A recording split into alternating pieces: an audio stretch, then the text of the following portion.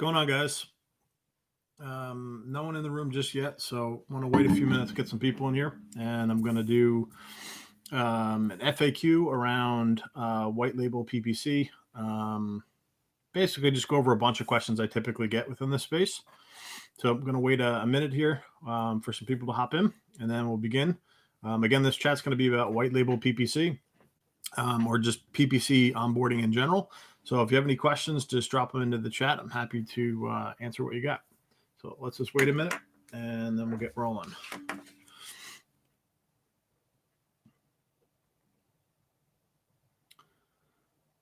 Who's here so far? Drop a hello in the chat.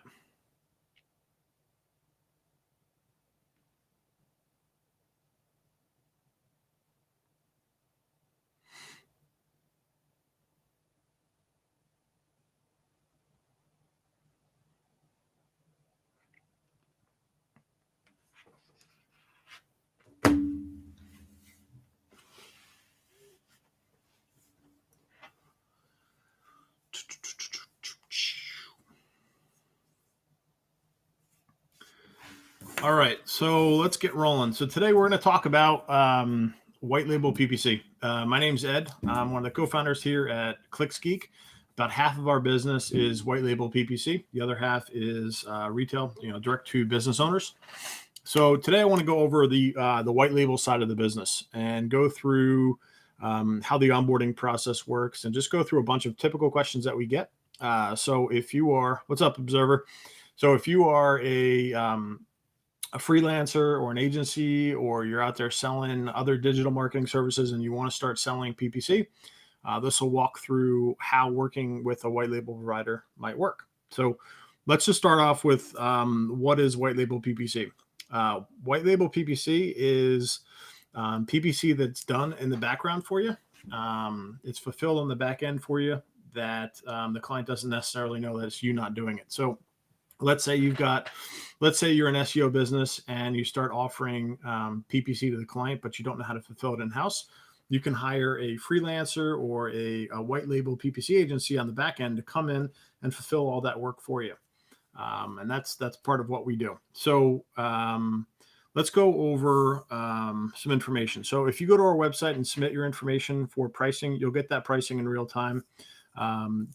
You also get a YouTube playlist that we've made specifically for agencies to go through a bunch of stuff that I constantly talk about on these lives. So things like PPC pricing models, niches to target, niches to avoid, overcoming objections within the space, setting expectations, setting Google Ads budgets properly for a client so that they're successful, all sorts of stuff like that. In addition to that, you get our pricing. And then you also get our white label guide, which is a giant FAQ that I think would be helpful. Even if you're not going to go out and use us, I think it's still good to have the answers to those questions within, when you're out there selling this stuff. So pricing, we moved to a flat fee model for pricing. So month one is a fee plus a setup fee, and then it's a flat fee thereafter. And the fee doesn't go up based on how much you're spending. It is a flat fee. With our service, we include everything. We build out a landing page. We set up all the call tracking. We use Instapage for landing page builds. We use CallRail for call tracking. We use Swidu, I can never pronounce the name correctly, for reporting. And everything is included. It's an all-encompassing package. The only thing we won't do for you is talk to your client. So that is you're responsible for the actual client management side of things, sale of the account, and then the relationship management. We're in charge of or tasked with the campaign management, campaign build, campaign management side of things. So we went through the softwares we use: CallRail, Swidu, Instapage. That's our core. So think about this as if you're just in here in the chat to learn, and you're thinking about starting a PPC agency, you don't need tons of bells and whistles to get this thing off the ground. Really, if you wanted to, the way we started it, call tracking, landing page software, reporting, that's basically all you need, and then a processing account. So how are you going to collect money? So PayPal, something simple, Stripe. You don't need a lot to launch this, and you don't need a lot to do well with it. The other thing you're going to need is an MCC account. So an MCC account is a free Google dashboard that allows you to connect multiple client accounts into one location. So you as the agency, your ABC agency, that's your hub where you log in and see all of your accounts listed out. Whether you hire a freelancer or a white label PPC agency, their MCC is going to connect with your MCC, and that's how they're going to access all of the accounts. That's how a white label PPC agency would do it. If you hired a freelancer, they may log in directly to your MCC, or you may assign them email access into it. That's fine too. But from a white label agency perspective, they've got typically too many accounts, and they can't do it via assigning an email. It needs to be a connection on the back end. So that's how we would access the accounts. The way I'm going to go through this is just how we do things and our experience, just because that's what I know. So this isn't the end all be all. This is just how we do things. This is part of our standard operating procedure. So I'm going to walk through an onboarding process real quick. What would happen is, let's say ABC agency came to me and said they've got a roofing client ready to go. What we would do is prepare an onboarding email and a payment link and send that off to you. In that onboarding email would be simple stuff like the name of your agency, your MCC number, email address to set up for reporting, email to set up the CallRail sub account so that you can access all the client recordings, the client's information, their website, ad budget, ad schedule, geo targeting, email to send leads to, phone number to send leads to. Nothing earth shattering, simple documentation of the needed information. Once you get that back to us, we start the onboarding process and we'll have you live in 2 to 4 business days. And when I say live, everything is built out. It's all paused. We send over an email and we say, okay, everything's built. Here's the landing page. You should have gotten an email from CallRail regarding call tracking. Just confirm that.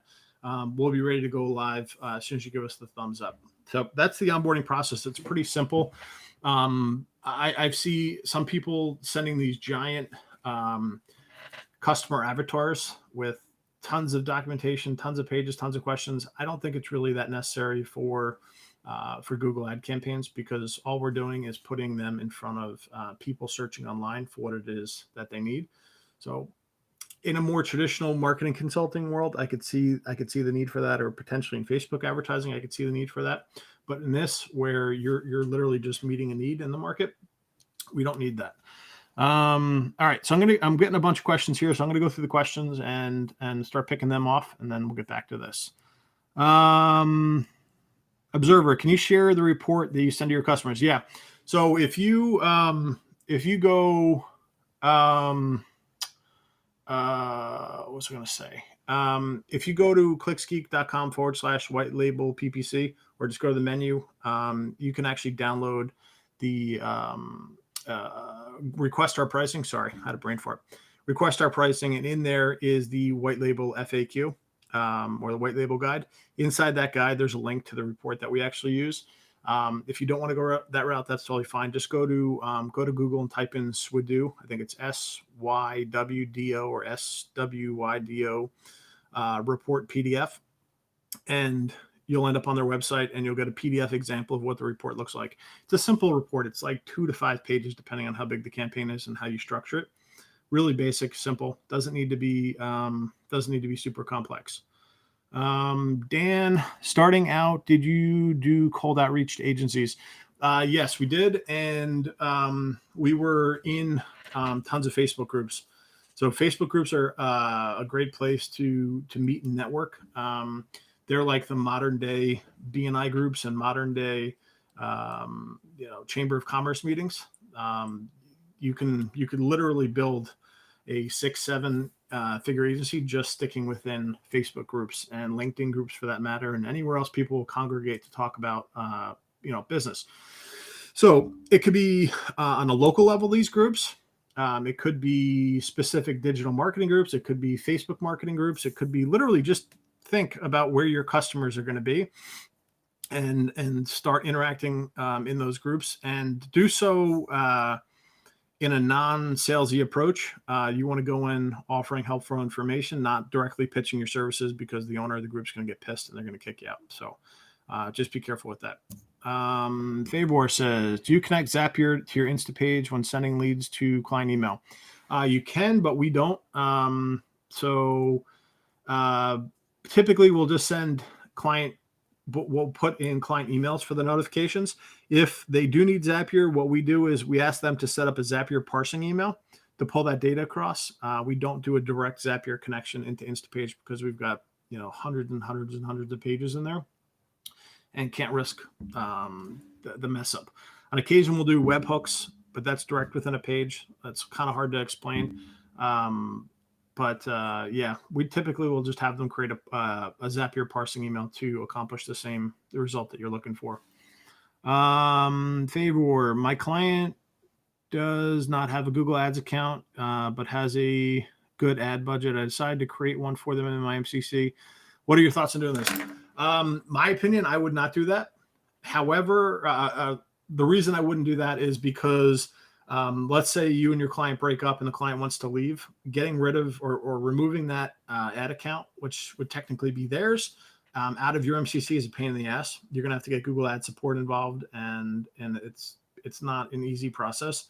There's friction there. So what I would suggest is create a Gmail address for them, hop on a call with them, create the Gmail address, and then walk through on the phone with them the creation of the account so that you can type in their credit card details so that their credit card's on file within the account.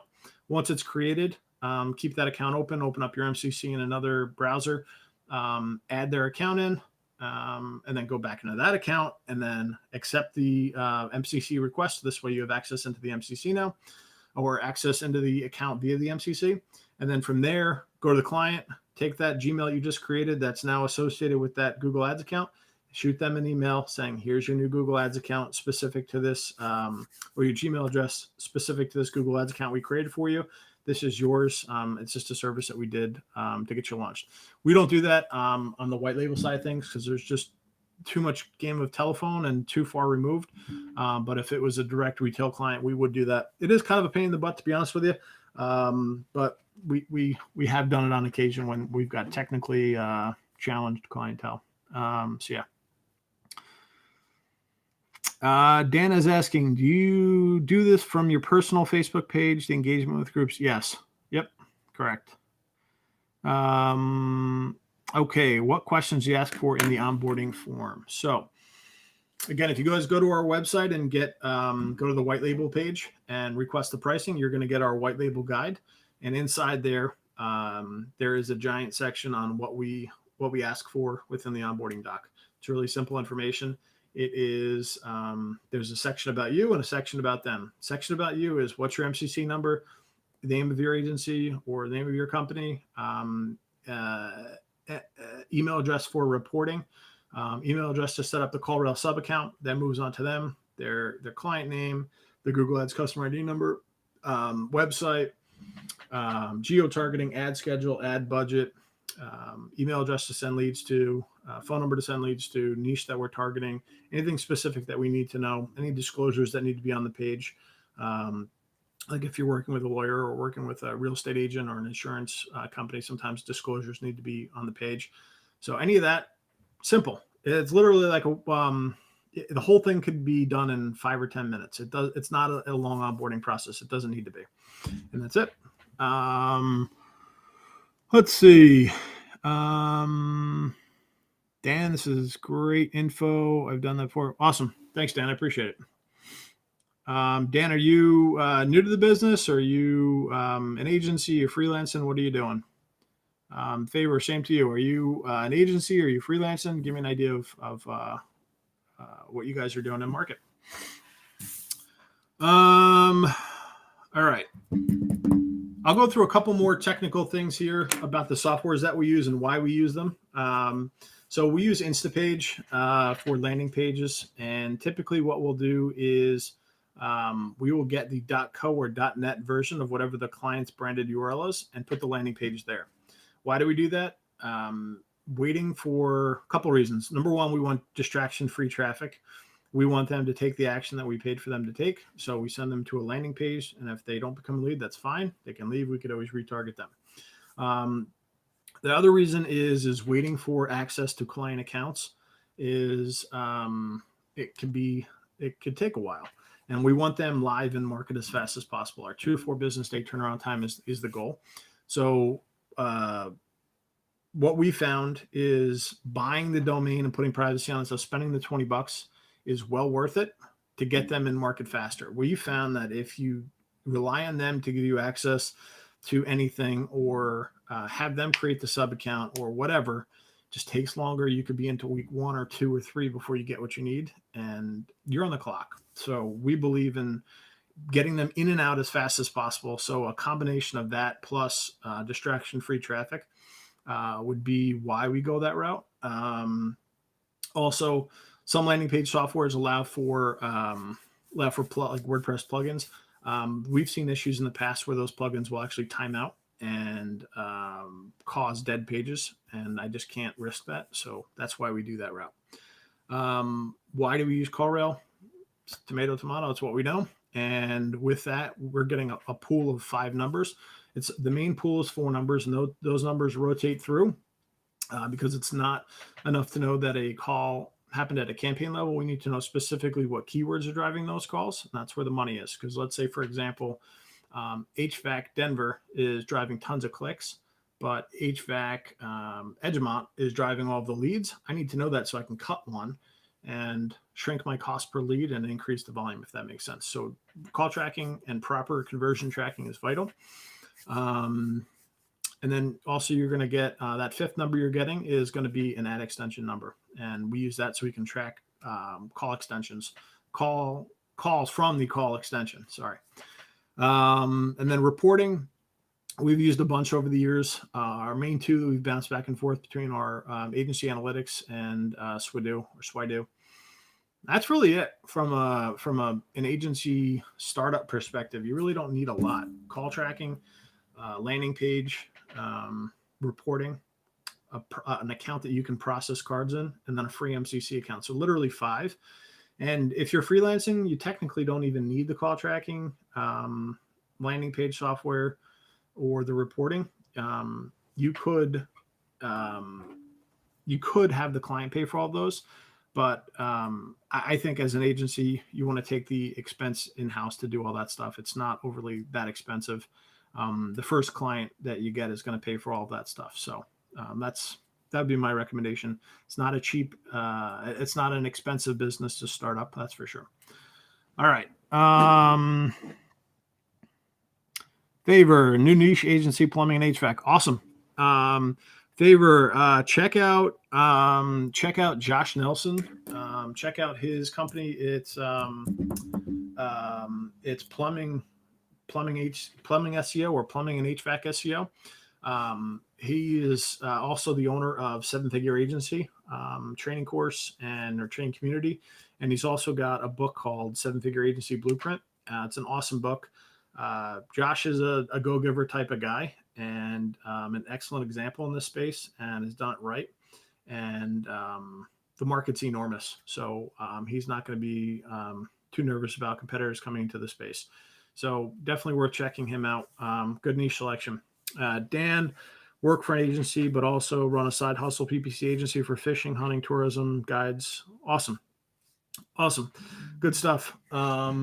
Good stuff on the side hustle, but also I love fishing, so I appreciate that. Observer writes, what's the niche that you had the most impact on in terms of conversions? Okay, so that's a tough one to answer, because most impact to me denotes biggest return or biggest revenue increase, not necessarily in terms of conversions. But I'll answer it the way you say it first, and then I'll answer it a different way. Let's see. So what niche have you had the most impact on in terms of conversions? That literally could be any niche. So I don't say that to be cocky. I'll walk through why I say that. So in our sales process, you've got our 2-part sales process. We audit the campaign, and then we implement the results of the audit. We sell we prescribe the solution, and then we implement what we've suggested. So what you're going to find in most audits is people are doing the same things wrong over and over again. They don't have call tracking in place. They're not using landing pages. Their keyword selection is too high up the funnel. Their bid strategy is wrong. All sorts of things like that. Don't have conversion tracking set up. So once you implement all of those things, you're going to see good results. So it's hard for me. I mean, it's hard for me to give you an exact answer. I mean, pick a niche, and if you implement all of that, you'll see a huge impact in terms of conversions. If you think about the biggest impact a Google Ads campaign could have on a business, it also depends. I mean, you could do really well with a small business, drive them more leads, make them much more profitable. It could be a roofing company. It could be a plumbing or HVAC company. It could be a junk removal company. It could be a duct cleaning company. It could be, a family lawyer. Could be a business broker. Business brokers get paid on percentages of deals. So those are really big. They can be really big deals. We were running a campaign for somebody a while back, and Unilever became a lead for them. Unilever is actually one of the presidents or VPs of a Unilever division. Unilever is a Fortune 100 company. They're one of the biggest companies on earth. They're a juggernaut. And this VP or president, I can't remember what it was, called looking for help. He specifically went to Google looking for help. So if you're able to generate a lead within a Fortune 100 company from Google, which is freaking awesome, what type of impact would that have had or did have on the client account that generated that lead? So if you want to re-ask the question in a different way, maybe I'm just reading it wrong or interpreting it wrong, but that's kind of my 2 cents on that so far.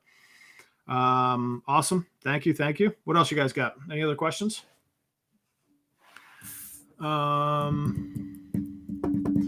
Simo, we went over average lifetime value 2 lives ago. We went over it in depth for like 5 or 10 minutes. If you go back and watch that video, you can kind of get the take on it between white label and retail and the difference between the two. And then I'll do lifetime value. I'll record a separate video specific to that so you guys can see, so I can just point to that one instead of having to re-answer the question. What else you guys got? All right. So we went over pricing, how that's structured. We went over the onboarding process. We went over the softwares that we use. We went over what an MCC is and why you need it. Everything we do on the white label side of things is month to month. It's all performance based. And in our opinion, PPC should be performance based. It should be month to month. We do like to set the expectation that we do want 60 days in their mind as a minimum commitment to this. But we don't hold them into a contract. They're paying ad budget out, so we want it performing for a month over month. If you were selling, say, SEO services, something that took an extended period of time to kick in and start working, you'd probably want to think about tying them into a contract, 6 months, a year. I know guys that do 6 months and sell it fine. I know guys that do a year and sell it fine. So, and it also depends on what else you're offering, the positioning you've got in the market. Josh Nelson's got some great training on that. His book is excellent. It's the best book I've ever read in the marketing agency space. So I definitely recommend his book if you haven't read it.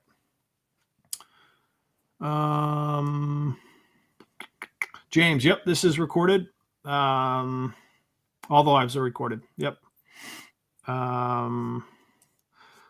What's the niche you've had the most success with, or at least one of the best?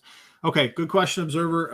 What I would say is go to our website or just go to Google and type in PPC Niches, and you're going to see a blog post there from us with like 40 of our favorite niches. Literally any of those on there, we're really comfortable and really well versed in. And anything on there is on there on purpose. Things that we really like and have dealt well with. A couple niches that we have not done well in. Remodeling is one. I don't mean Observer. I don't mean to not give you a specific answer.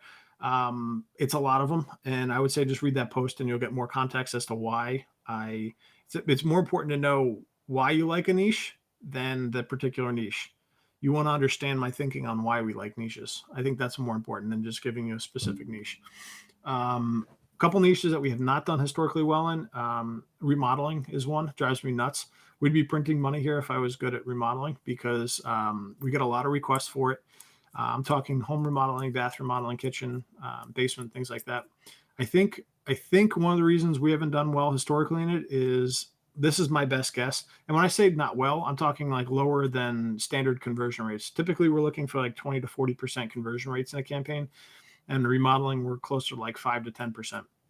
And that's bottom of the funnel keywords. I'm talking remodeler near me, kitchen remodeler in XYZ town, very bottom of the funnel keywords that should denote buying activity and interest. We've just not done well with it. And my thinking is if it's a very visual niche. And if we show them a bathroom with subway tile and they wanted something else, threw them off, or a black kitchen and they were thinking white kitchen, or vice versa, that's our best guess. I would love to be able to get a campaign dialed in that space, because there's a ton of interest for it, big dollar values. It's a scalable type of a campaign. I just haven't been able to do it yet. James, just go to Amazon and type in Josh Nelson 7-Figure Agency, and you'll see the book on there. Awesome book. I highly recommend it. Yeah, very, very good. Also, I've interviewed Josh on this channel. If you just go to our channel and search Josh Nelson or 7-Figure Agency, you'll see the interview I did with him and how and why he recommends what he does. Josh is a good dude. He's the real deal. He's a go-giver. His course it's expensive, but it's excellent. I think it's best in class for what it is. He's awesome. I like him. Simo, what is your standpoint on specialized agency versus generalized agency? Okay, so, well, my preference is, for us, we're specialists. We do just Google Ads, and we do just Google Ads search. So that's what we like to do. That's how we've been able to scale things up. However, all my clients are, not all of them, all my white label clients are SEO guys also selling PPC, or Facebook guys also selling PPC. So, I mean, I can make a case for either of them. And then I can also make a case for taking it one level further. So specialized agency versus general versus niche specialized or niche general. So I can make a case for either. Simo, read that book. Read the 7-Figure Agency book as well. It's an eye-opening book. And I thought it was going to be very fluffy, and it was not. It's the real deal. And I'd say read that, because that'll give you a new frame to think about things in. My preference is specialized agency. However, I know tons of guys that do extremely well with more generalized. And I know guys that do really well specialized agency for a particular niche. And I know a lot of guys that do really well generalized agency for a specific niche. So I can make a case for each of those. It all just depends on what you're looking to get into. I'm not interested in selling SEO anymore. So we're sticking to what our core is, which is Google Ads.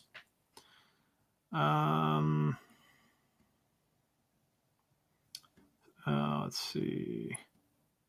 Yeah, James. Yep, he's the HVAC man. Yes, Observer. I'm in 7-Figure Agency.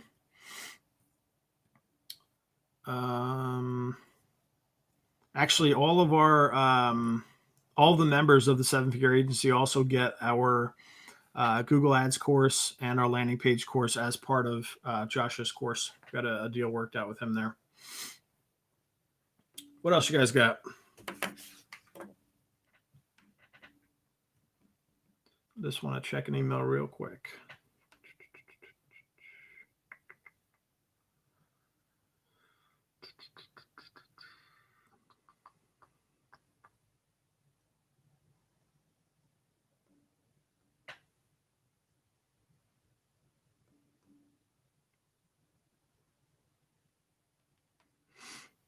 All right. What else you guys got? Any other questions? All right. So we went over terms month to month. That's how we do it, is month to month. We went over pricing. I didn't reveal what the pricing actually was. If you guys want the pricing, just go to our website and check that out. But I went over how the pricing was structured. Went over the onboarding process, what we collect, kind of the turnaround time of it. We went over the softwares that we use, what's included. Went over the Mcc account, why you need it, what it is. What else you guys got? Let me see if I'm missing anything. I'll go through our guide real quick. Best tips for manual bidding. I'm new and have only used smart bidding so far. Go to Rob's got a ton of videos on our channel, specifically around bidding, manual bidding. Just go through those and watch those videos, because what I spat off in 30 seconds is not going to do you as good as watching his videos specific to it. So, and you'll see inside of actual campaigns why he does what he does, things like that. So, Joseph, just go to our YouTube channel and type in or search for bidding and manual bidding and things like that, and you'll see a ton of videos come up around it. So I'm just going to pop into the guide real quick and just go over a couple questions. Went over the MCC account. Okay, here's one I get a lot of questions on. I'm a believer that a Google agency or a PPC agency is there to manage the client's Google ad account, not own the account and rent it to them. So I'm of the belief that it should be the client's asset and we're there just to manage it for them. If you've got some super duper proprietary campaign that you basically only want to rent them, where they pay for it, but you retain the ownership of it. Okay, I could make sense of that. If you're a niched agency, I could see that potentially. Just make sure you don't go afoul of Google's ownership criteria. You'd want to have them sign off that you do own the account, things like that. You want that documented. But for the most part, everything we do it's the client's account. We're just the steward of it. We're just the management company of it. They own the building. We're the janitor in there cleaning, if that makes sense as an analogy. That would ideally be our best practice. You hear nightmare stories. We talk to clients and agencies all day, and we hear nightmare stories of agencies handcuffing accounts, not giving them back to the clients, just not letting them have it. And then on occasion, you got to get Google involved, and it's a pain in the ass. Or you just have to start over from scratch. So it's do the right thing, do it in the client's account, and that's it. Get a lot of questions on do we talk to clients? So in a white label relationship, we do not talk to clients. Everything we do is to the agency. The agency is responsible for selling the client and managing the relationship. We're just in the back end actually doing all the work.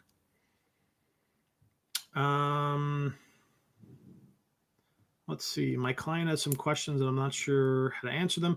Yeah. Any questions? So let's say you're in a sales situation or in a sorry, I'm having a brain fart. In a sales situation or in an account client management scenario, and they've got questions about the account that you just can't answer, email them over to us or email them over to whatever white label company or freelancer you're working with, and have them just document the answers and get them so you can get it back to the client. You could also ask that the client record a video so that you can get that over to the client. So a lot of what we do is if it's needed, we'll just pop into the campaign and we don't say who we are, but we just record a video going through the campaign with why we're making the suggestions we're making or whatever it is, whatever needs to be explained, and just do a simple screen share recording and get that off to the client. So we find that to be an effective workaround rather than us being on a call, having to answer questions direct to the client. Let's see what else I can throw in here from the guides. We went over what you're going to need to collect in the onboarding process. If you go through, some clients are going to want to know like specifically what type of work is done on a monthly basis or what could potentially be done on a monthly basis. If you go through the white label guide, there's a section in there on kind of what to expect work-wise on a monthly basis. Went through reporting, went through landing pages, we went through call tracking, we went through ad budget. So a lot of clients come to us asking what the ad budget should be. Watch the video we have on the channel on how to come up with an appropriate budget for a client. In that video, I think it's Google Ads budget. What should my Google Ads budget be? What we do is it's me on screen share, and I'm going to Google, and I'm finding out what the average click cost is for a couple of keywords. And I'm just using a simple framework for coming up with an appropriate budget for that particular niche. It's really simple. Hang on one second here. I think my cleaning lady is coming.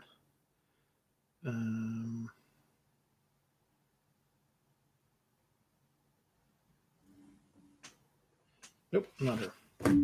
I got to make sure my front door is open. The heck was I talking about? Sorry, I don't know what I was just talking about. If anyone wants to drop that in there, I got my the lady that cleans our house is coming at 11:30, and I don't think I unlocked my front door. Oh, sorry. Thanks, Joseph. Ad budget. All right, so go through the video on how to come up with a budget. So basically what you do is you go to Google. We use a tool called Keywords Everywhere, and it gives us a rough idea of what that click cost is going to be in the market.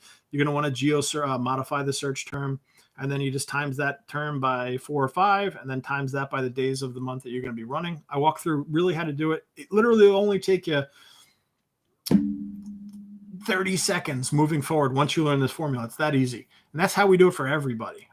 We're not doing some deep research in Keyword Planner to figure it out, because that's usually not accurate. So this is our workaround for getting you something fast. So once you learn that, yeah, hope that helps. .com Joe, what's up, dude? .com Joe is a client of ours. Check him out. Check out his channel. He's got a good YouTube channel. He's in the digital marketing agency world as well, and I like his channel, so check out his channel. Joseph, what's the usual monthly retainer for white labeling? Of course, it depends on ad spend and other factors. Just curious. Ours, I'll just throw it out there. So we charge $750 month one, and then $450 a month thereafter. That's a flat fee. So with that, you could spend as much as you want in the market. You're going to find other agencies might be charging $200. They might be charging $700. It really depends. And you're going to see everything in between. It's like saying how much was a plate of food. Every restaurant's going to charge different, because every restaurant serves different food, different qualities of food, different experiences. So there's no set price on this. I would suggest check out our pricing if you want to. Check out a bunch of other people's pricing. Yeah, I mean, you could also go the freelancer route where you bring somebody in. If you go that route, they're likely not going to have the infrastructure in place, reporting, call tracking, landing page, stuff like that. That'd be the benefit of going with an agency over a freelancer. But totally up to you. Minimum engagement, Gonzalo asks, typically it's 30 days. We ask for a minimum of 60 days. But we don't hold people to contracts. So everything we do is typically, or not typically, it is a month-to-month arrangement.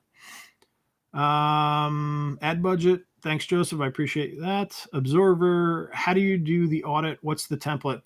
Observer, if you go to our YouTube channel, just type in audit. You'll see an example of what an audit's going to look like. We're going to be putting out a program on how to build out an audit yourself, and then how to go out in market and sell it to clients, and then how to upsell it for actual management. So that's something we're working on. James, what's the name of the video? Keywords Everywhere. James, if you go to Google Ads budget, if you just go to YouTube and type in Google Ads budget, you'll see, I think we're in like position 2 or 3, you'll see a picture of me on there, and that's the video I'm talking about. Or if you just go to our YouTube channel and search Google Ads budget or AdWords budget, you'll see the video I'm talking about. Gonzalo, here in NYC, most charge $1,500 with only $500 going to ad buying. Okay, so Gonzalo, I want you in your mind to divorce that the way we sell it is ad budget goes to Google, management goes to you, and talk about them separately, and not package them. That would be my recommendation. We don't really recommend the packaged approach. We believe that the client's credit card should be on file within the Google Ads account, and that gets stripped out over the course of the month, as opposed to them writing you a check or you charging them for that, say $1,500 direct, and then have to manage where that money goes versus what goes to management, what goes to ad budget. Pain in the ass. Is this big fish is asking, $750 is the first month. Yeah. So $750 is the first month. That includes the campaign build, the landing page build, the call tracking, reporting, all of that stuff. And then after that month, it's $450 a month thereafter. Joseph, I'm niching down to 3 industries: chiropractors, dog daycares, and spas.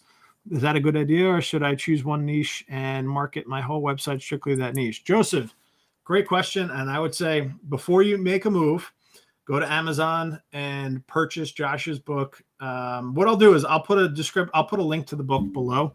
Maybe I'll make it an affiliate link and get 95 cents off you. I'll put a link after this is over in the description for the book.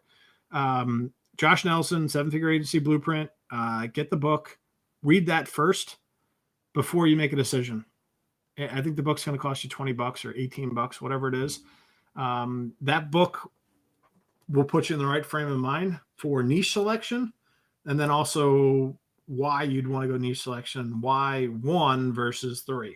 So do yourself a favor, read that book. It's a cheap learning curve to push you in the right direction. What else you guys got? Any other questions?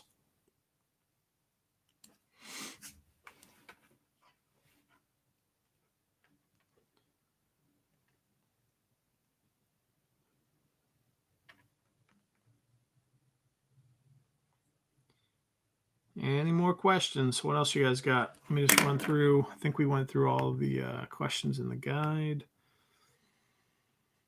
Another question I get a lot from clients and then also agencies about their clients is, how many leads can I expect per month?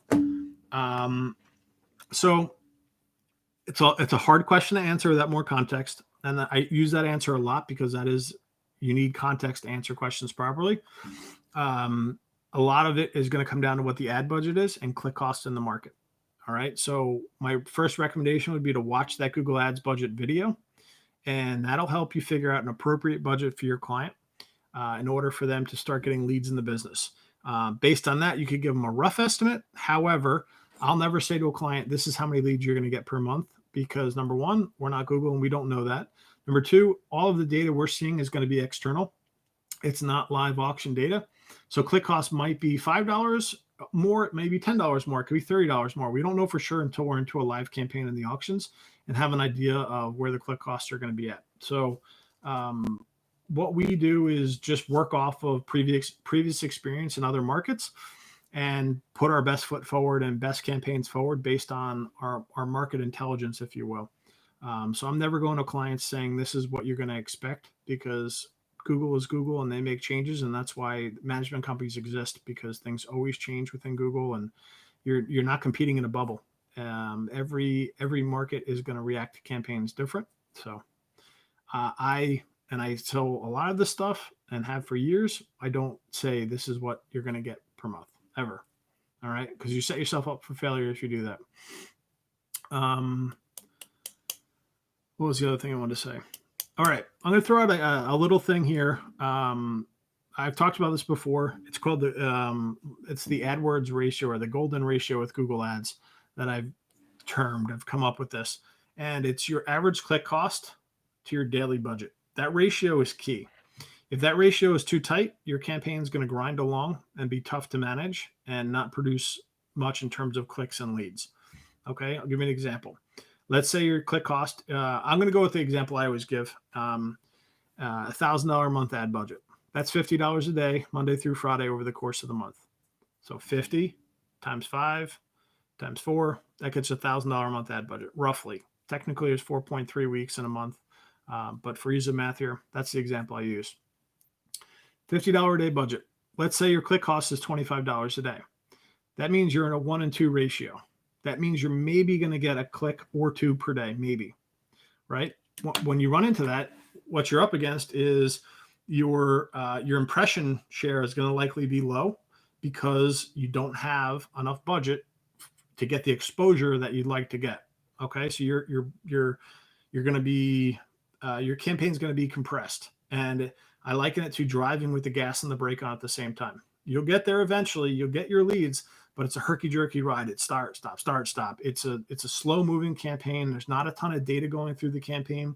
Campaigns take longer to optimize. Take that same ad budget of $50 a day and make it $5 clicks. That's a 1 in 10 ratio.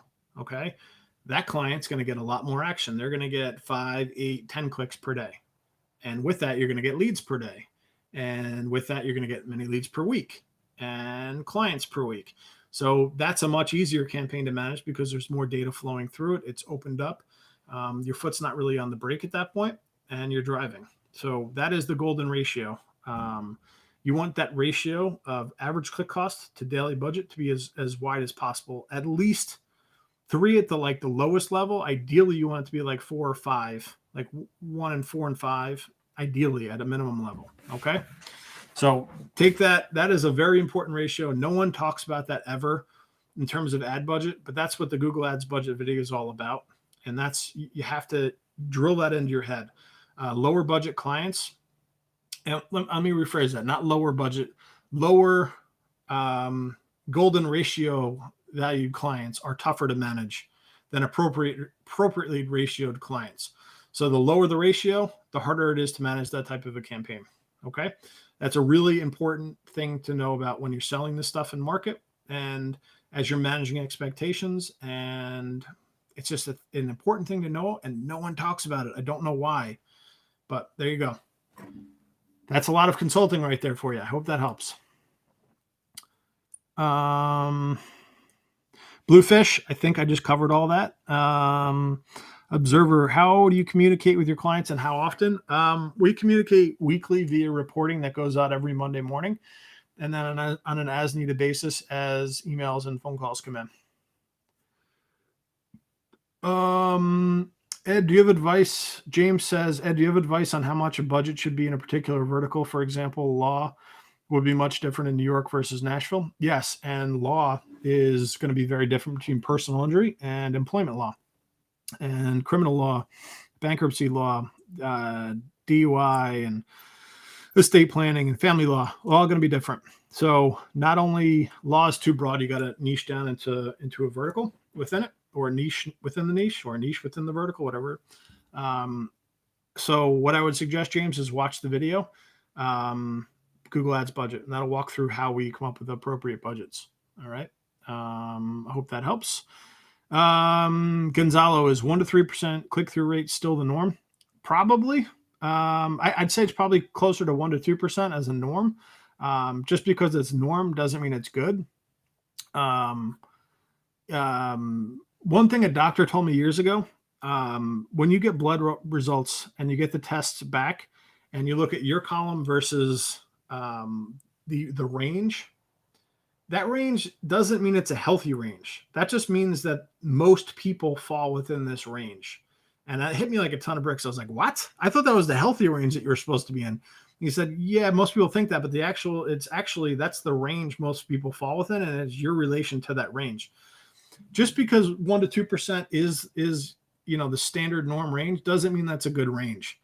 Ideally, you'd want to be like 3 to 10%. So part of that is keyword selection. The other part is how good you are at writing ad copy. And then a part of that is your bid strategy. So just because it's the range, the norm, does not mean it's necessarily good. You want to get that number as high as possible because that's a big lever for you. Roger, given an ad budget of $1,500, what guarantee can I safely offer my attorney clients for the first month? What I would suggest is watch our Google Ads video and work through what an appropriate budget should be for that particular client's niche in that city. And I don't offer guarantees. What I just say is this is what we've done in the past. Here's some examples. And we're going to put our best foot forward knowing what we've done here to your market.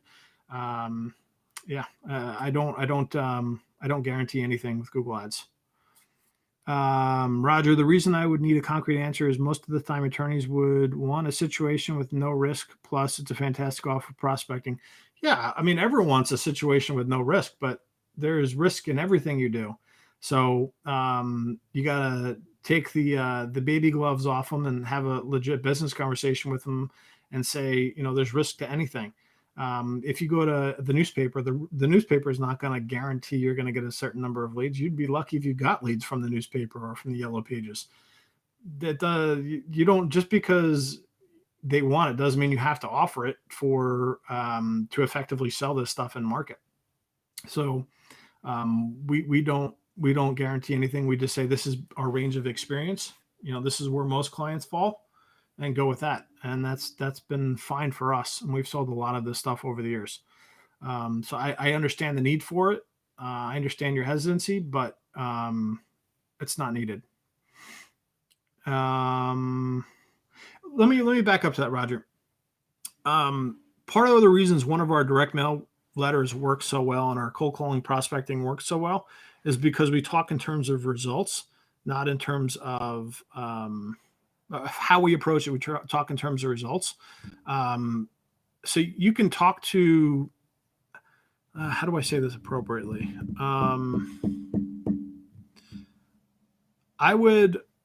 We don't guarantee anything. I mean, you could always offer a money back guarantee if you wanted for the first 30 days. We don't, but you could.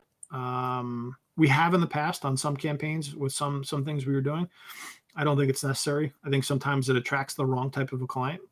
I don't want to say freebie seeker, but someone that is really gun shy, and that's the only reason they're doing it. Tend to stay away from those folks. But I think when we put out our direct mail course, I think you're gonna get a better idea of how we generate this stuff in market. Yeah, I hope that helps. MP, the Google Keyword Planner says that there's over 300 average searches for a keyword I'm using. I'm only seeing 30 average monthly impressions with 100% impression share. Is that normal? Hard question for me to answer without more context.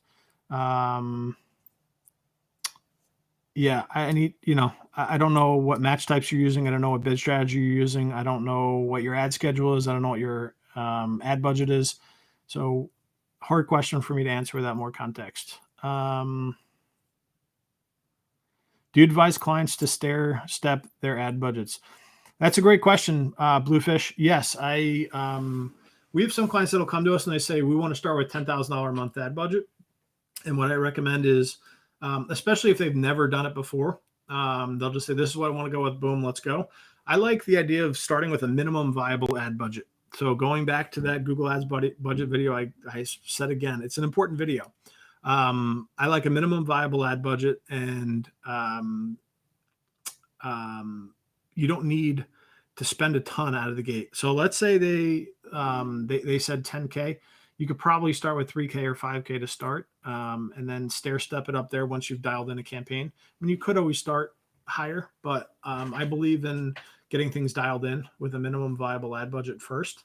There are instances where a higher budget's appropriate, but yeah, I am a fan of the stair stepping approach. Dialing in first, you don't waste a ton, because as you run a campaign, you're going to waste stuff in the beginning. That's just part of the process, part of how the market reacts to the campaign.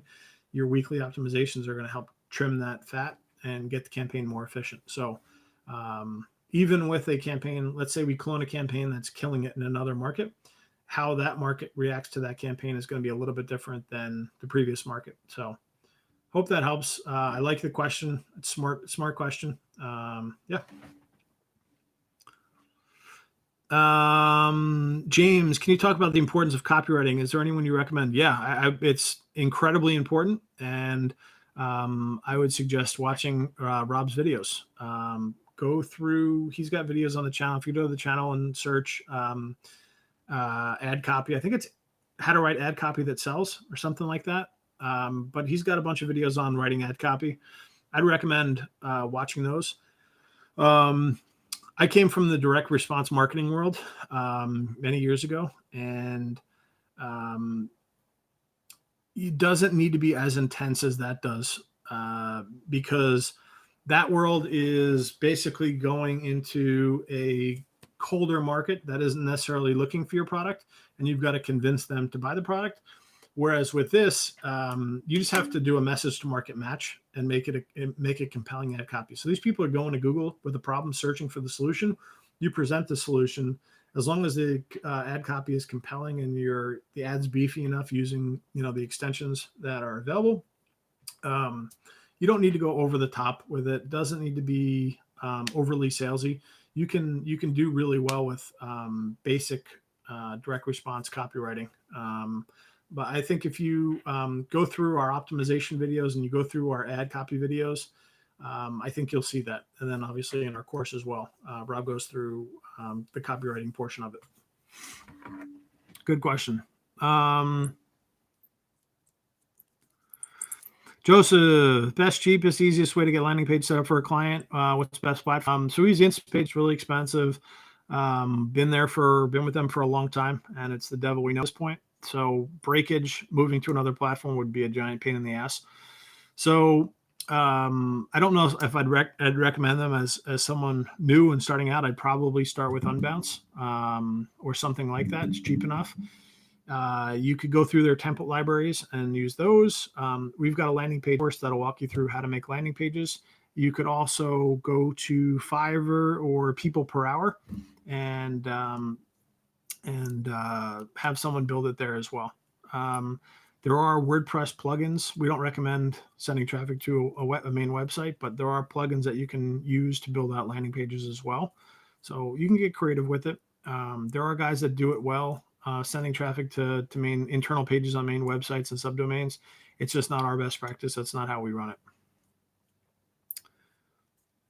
How do you go about creating a no-brainer offer for prospecting? Good question, Roger. I would say the direct mail course we have coming out is going to go through that and why it's effective. But what I would say quickly is find out specifically what to that niche they want the most of or more of, and position the offer around that. So a family lawyer wants more divorce cases rather than more child support cases. A roofer wants more roof replacements than they want roof repairs. A dentist wants more implant cases than they do cleaning patients. So you want to identify the client's highest valued, highest margin item and offer to get them more of them. Does that make sense?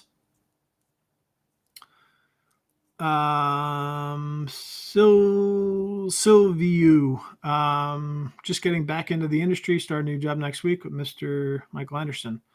Awesome. Don't know who Michael Anderson is, but congratulations on getting back into the industry and the new job. I did a front page on. Sylvia says, I'm worried about meeting my sales quota. I did front page on a HVAC company and garage doors. I don't know what that means. Need a little help there. Guys, I may have to jump here quickly if the front door is not open. The cleaning woman should be here at 11:30. I don't think I left the front door open. So if I hear that ring, the doorbell ring, and you see me sprint out of the room, that's what it is.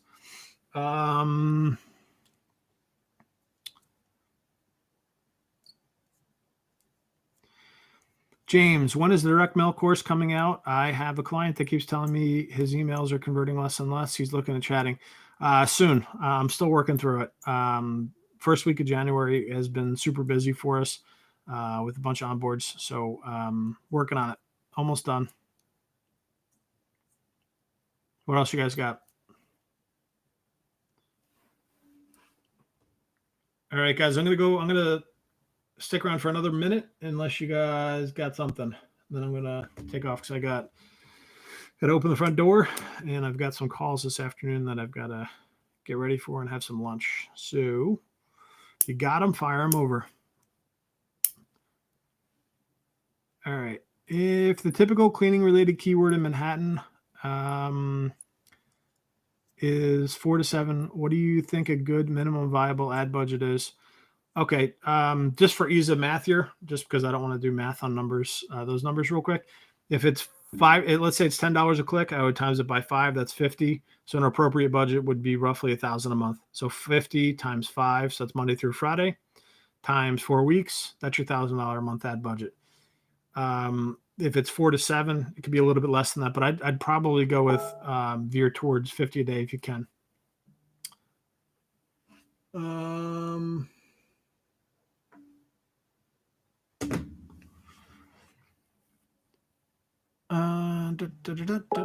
Sylvia, one business owner versus multi-business owner. I have no idea what that means. Ask the question in another way. Rephrase that for me. Give me more context. And I'll see what I can do. Favor, you do a lot of PPC. How do you know what services or results your clients need? Do you understand their market? So the longer you're in business, the more business conversations you have with owners, the more you read online about specific niches, the more you learn. Like I could tell you, before we got into the real estate investor space, I thought if they got an extra deal a month, they'd be thrilled. But there are guys out there doing dozens more deals a month. Wholesaling, flipping, holding properties. These are all things you learn by jumping into a niche and learning about the niche.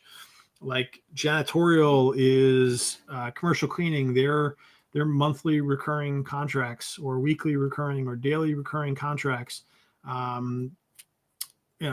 These are things you're just going to learn from being in niches. And if you're curious about a niche, go find Facebook groups or forums that are owned in that niche and start looking how these people converse and what they talk about and what matters to them.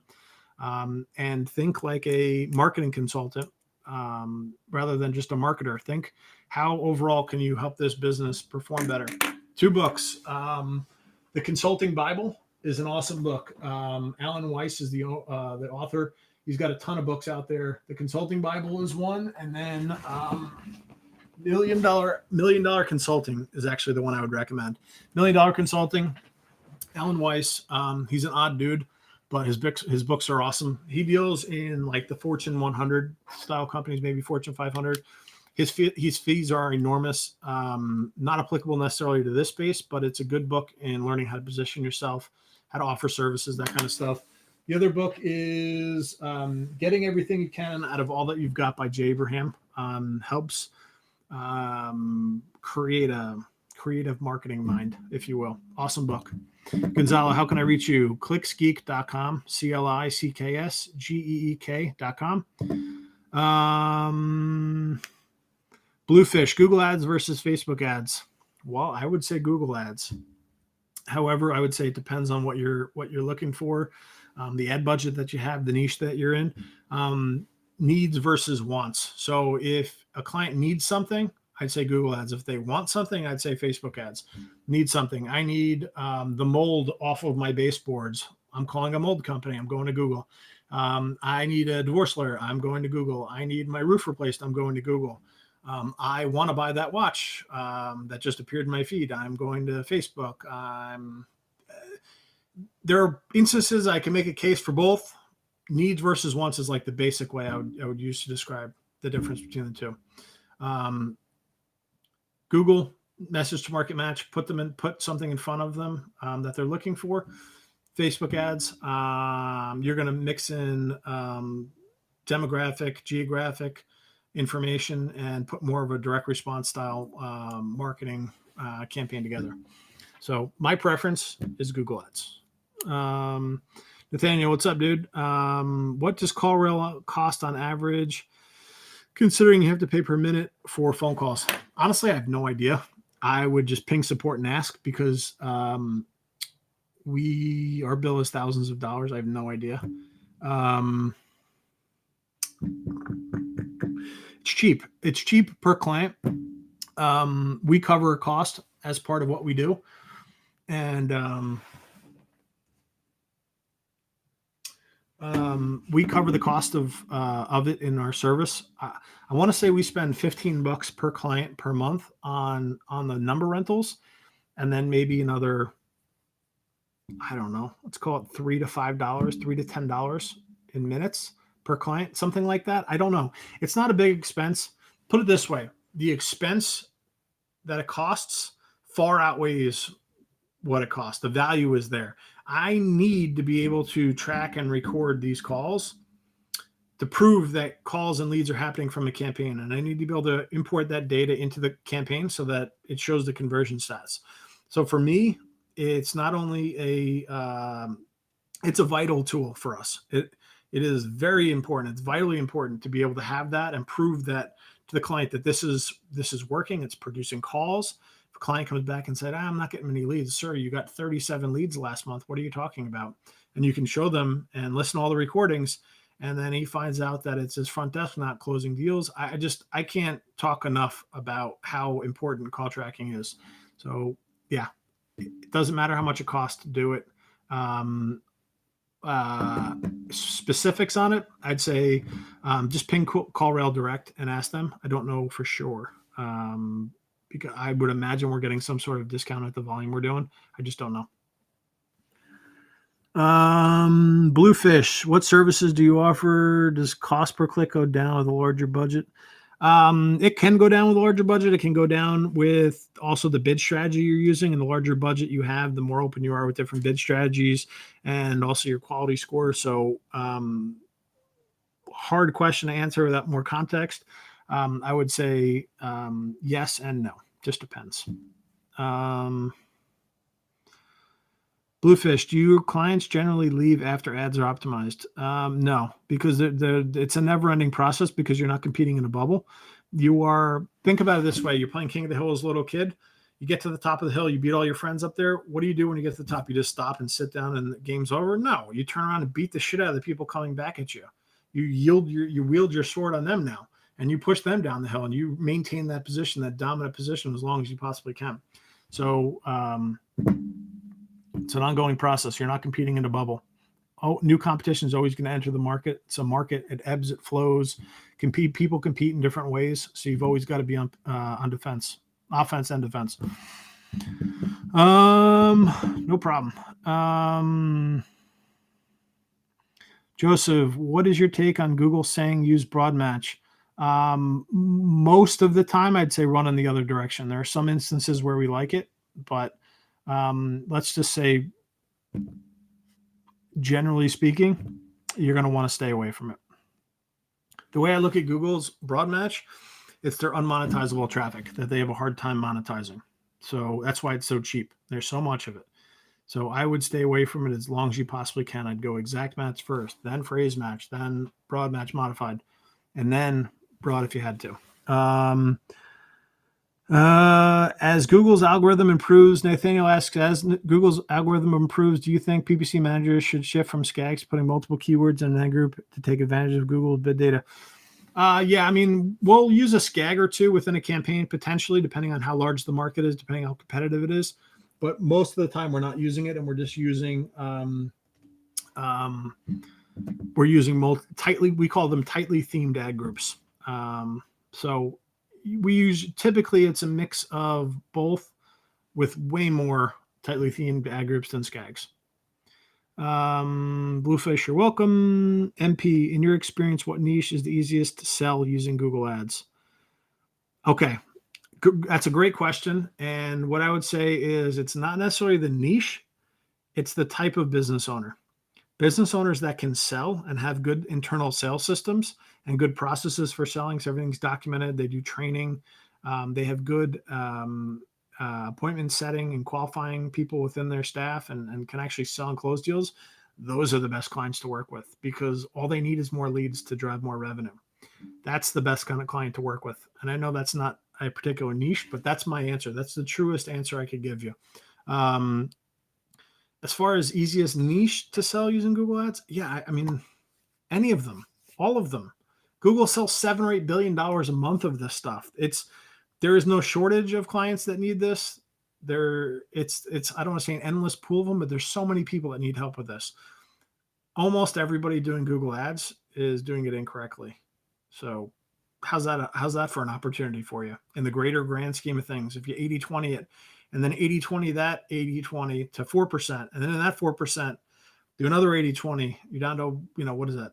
0.5%. So like just, it's endless. There's so many people that need this help.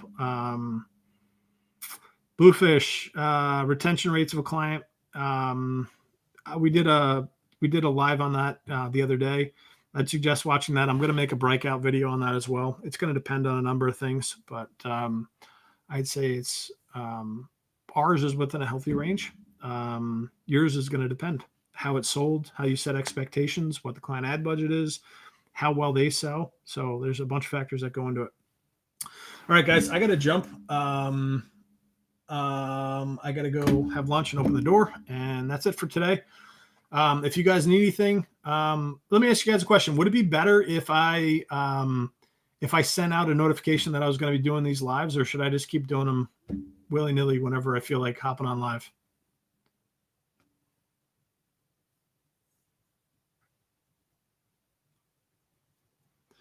Joseph, real quick, top 5 tools. Went over that a bunch today. CallRail for call tracking, Instapage, or any other landing page software, Swidoo or Agency Analytics, or another style reporting software, and then an MCC account, which is a free Google dashboard. So really, you only need 4 things to get rolling. Awesome. So send notifications. Okay, I think if you guys subscribe to the channel, but then also if you click a bell notification, that would shoot you an email saying I'm going live, I think. And if you guys are not already, submit your information for white label pricing on our site. That'll put you into our email database. And what I'll do is I'll email out next time I'm going live, so you guys can hop back on. All right. Have a great day, guys. I hope you enjoyed. Hope you got some good information here. That's it for today. All right. See ya.